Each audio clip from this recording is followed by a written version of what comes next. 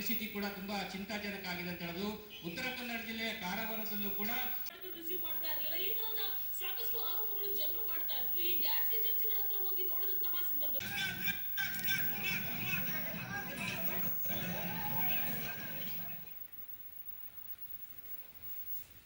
ಇದು ಗ್ಯಾಸಿನ ಸಮಸ್ಯೆ ಭಯಂಕರ ಸಮಸ್ಯೆ ಆಗ್ತಾ ಇದ್ದೇನೆಪ್ಪ.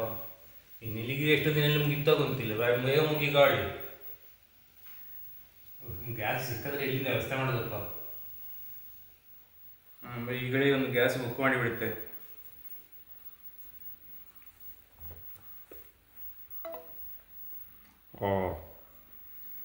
ಇವ್ರು ಹಿಂಗೆ ಆಗುತ್ತಿಲ್ಲ, ಎಂತ ಮಾಡೋದಪ್ಪ, ಬುಕ್ಕಿಂಗ್ ಕೂಡ ತಗೊಳ್ತಾ ಇಲ್ಲ.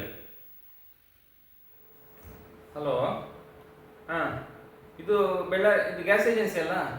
ಹಾಂ, ಇದು ಶಿವಕುಮಾರ್ ಅಂತೇಳಿ. ಹೌದು, ಅದು ಬುಕ್ಕಿಂಗ್ ತಗೊಳ್ತಾ ಇಲ್ಲಲ್ಲ ಸರ್ ಅದು ಗ್ಯಾಸ್? ಹೌದು. ಹಾಂ, ಸರ್ವರ್ ಅದೇ. ಹಾಂ, ಹಾಗಾದರೆ ಇನ್ನು ಓ ಹಾಂ ಆಯ್ತು ಆಯ್ತು ಆಯ್ತು ಆಯ್ತು ಆಯ್ತು ಬಿಡ್ತೇನೆ. ಬೆಳ್ಳಾರ್ಲಿ ಕೂಡ ಸಿಲಿಂಡರ್ ಇಲ್ಲ ಡಾಳಿ. ಇದು ಗ್ಯಾಸ್ ಎಂತ ತಲೆ ಬಿಸಿ ಬೇಡ, ಅನ್ನಕ್ಕೆ ಏರ್ಪಾಡು ಮಾಡ್ತಾ ಇದ್ದೆ, ಮಾಡ್ತೇನೆ.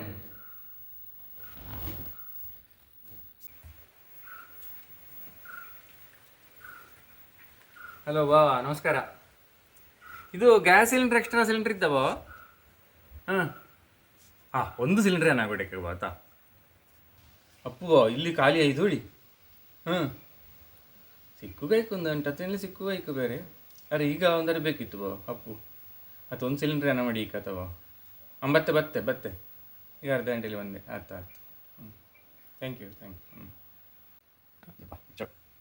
ಇಲ್ಲ ಕೇಳ್ತಾ ಗ್ಯಾಸಿಗೆ ವ್ಯವಸ್ಥೆ ಆಯ್ತಾ? ಎಂತರ ವ್ಯವಸ್ಥೆ? ಆದ್ಮೇಲೆ ರಜೆ, ಹೋಟೆಲ್ ರಜೆ, ಗ್ಯಾಸ್ ತುಂಬ ಇದು ಹಾಗೆ ಮಾತ್ರ ತಂದು ಕೊಡಿ ಹೇಳಿ ಹೊರ ಬಂದದ್ದು. ನಿಮ್ಗೆ ಫೋನ್ ಹಿಡ್ಕೊಂಡು ಹೋದಿ. ಇದು ಬೇರೆ ಗ್ಯಾಸ್ ಟ್ರಬಲ್, ಆನು ಗ್ರಹಿಸಿದ್ದೇ ಬೇರೆ.